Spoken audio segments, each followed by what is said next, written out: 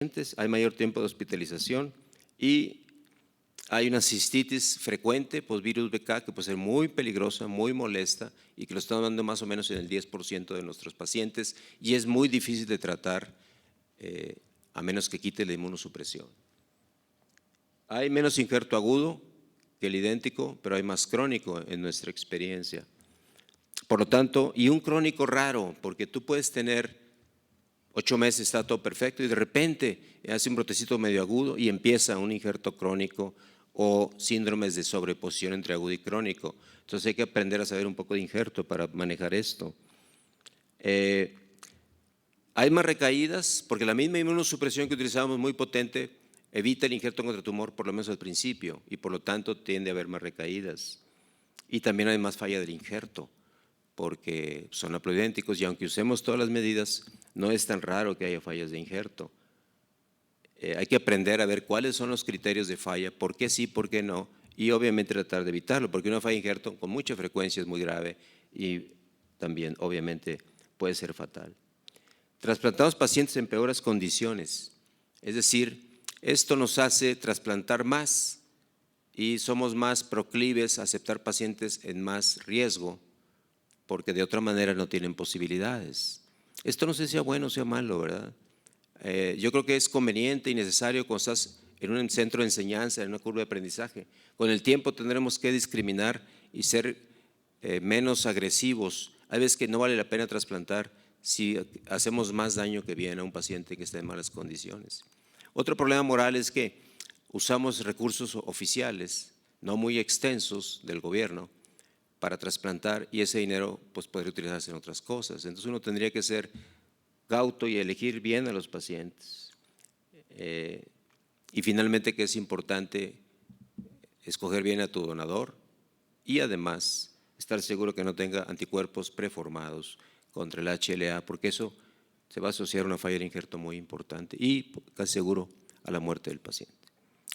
Pues eso les quise transmitir un panorama general de cómo hemos visto el haploidéntico. Seguimos haciéndolo, hacemos muchos.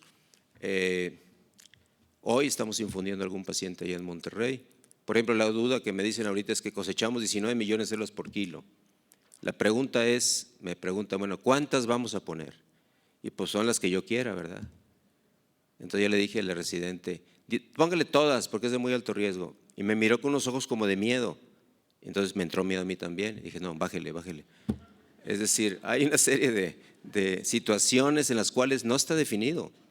No está definido exactamente cuántas células son. Si pones de más, tomes también más linfocitos y puedes tener injerto, hay un síndrome que a lo mejor no, me faltó otra consideración. Hay un par de cosas más que hay que comentar. Hay un síndrome de cuando infunde las células, hay una liberación de citocinas que es muy común, se asocia a diarrea, fiebre, que nos meten líos. Eso ya hemos aprendido a manejarlo. Y yo con más frecuente he visto los llamados síndromes de prendimiento, que fue un poquito de disnea, diarrea, al día 14, 15, 16, que antes eso también ocurre. Entonces hay algunos huecos sobre, por ejemplo, cuántas células debes de poner. Uno quisiera poner muchas porque es de alto riesgo, pero luego eso puede traerte al principio mucho gusto porque prende más rápido, pero después las consecuencias. Y la misma historia, si este paciente que hoy infundimos no prende rápido, la doctora que me hizo temblar, titubear, su vida está condenada a el Uber o a manejar eso, o no sé, esconderse en alguna isla desierta.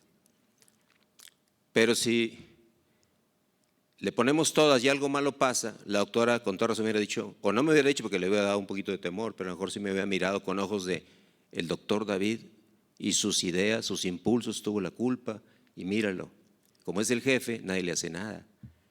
En fin, siempre es así esto, ¿no? Hay huecos que todavía no podemos contestar y este es uno de ellos. ¿Cuántas células es el mínimo? ¿Cuántas células es el máximo? Todavía está un poquito enredoso. Por ejemplo, en idénticos sí más o menos sabemos que el mínimo son 2 millones o 3 y el máximo quizás 8 para que no te metas en muchos líos.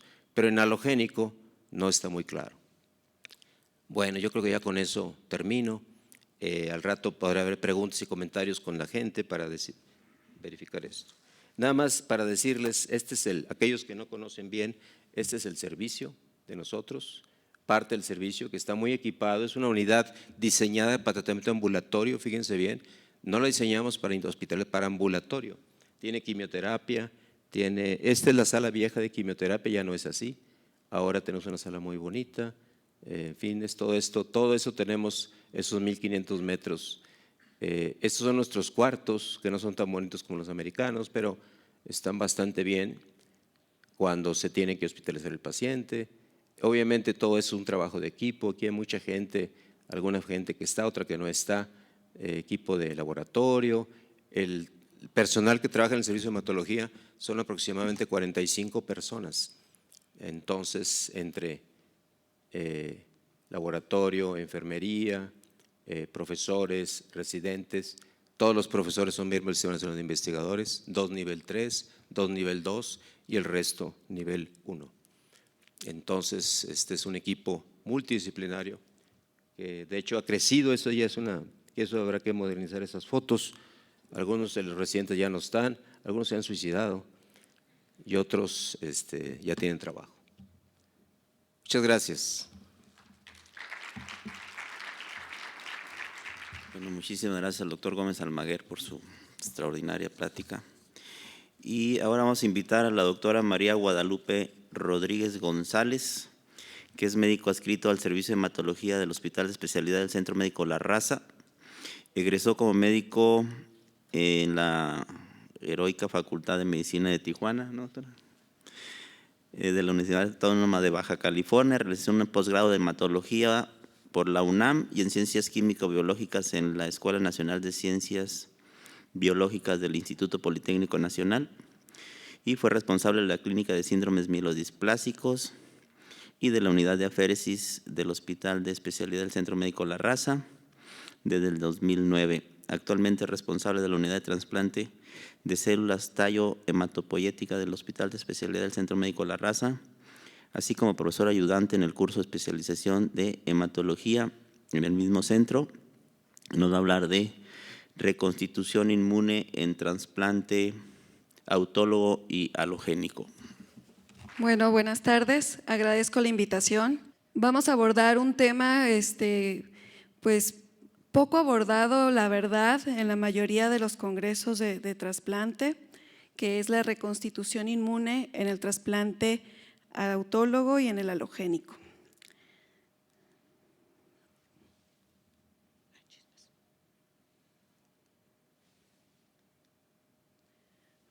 Bueno, realmente la reconstitución inmune es un proceso altamente dinámico y pues en esta charla trataremos de enfatizar algunos puntos importantes que probablemente nunca o pocas veces ponemos atención desde que escogemos a nuestro paciente hasta que decimos ya injertó, pero realmente ¿qué es lo que está injertando? ¿Qué reconstitución es la que tiene?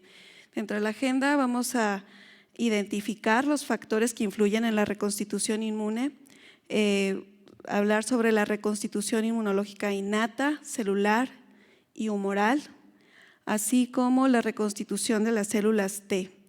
Los factores peri, y post-trasplante, así como algunas otras situaciones. Bueno, la reconstitución inmune en el trasplante alogénico se puede asociar con una inmunodeficiencia prolongada posterior al trasplante, especialmente después de todos los tratamientos que ya ha recibido nuestro paciente, ya sea por neoplasia maligna o ya sea por alguna enfermedad no maligna. Y esto hace que el injerto de las células T pues, se vea un poco dañado. Los progenitores hematopoyéticos presentes en este nuevo inóculo dan lugar a un nuevo sistema hematopoyético y a un nuevo sistema inmune.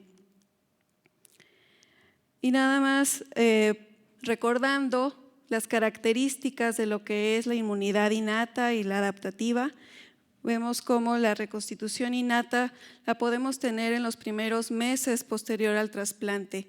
¿Qué células son las que están involucradas? Bueno, están involucradas neutrófilos, monocitos, células natural killer, las células dendríticas y los macrófagos. ¿Cuál es la función? Bueno, la función actúa, ya sabemos, las células dendríticas son células presentadoras de antígenos y esta es la primera inmunidad que se va a reconstituir en un paciente recién trasplantado. Es lo primero que nosotros estamos viendo en los primeros días, en los primeros 2 meses probablemente, después de haber trasplantado al paciente. Sin embargo, la inmunidad adaptativa puede llevarnos años para que el paciente pueda llegar a este tipo de inmunidad, de recuperar esta inmunidad. Aquí pues vemos que los linfocitos B, los linfocitos T son los que están involucrados y probablemente cuando nosotros decimos que el paciente ha injertado y decimos él ya pegó, que es lo que generalmente le decimos al familiar o al paciente, estamos viendo nada más la primera parte de esta compleja inmunidad que tenemos. Entonces, ¿qué es lo que debemos tener? Generalmente en esta gráfica les presento que debe haber un equilibrio de fuerzas inmunes entre lo que son las células progenitoras hematopoyéticas y los factores que influyen en esta reconstitución inmunológica que se va a dar. Este equilibrio de fuerzas lo podemos ver en el donador y en el receptor. ¿Cuáles son los factores que van a influir para que se presente esa alloreactividad en el donante? Va desde escoger la fuente que nosotros vamos a estar dándole a ese paciente.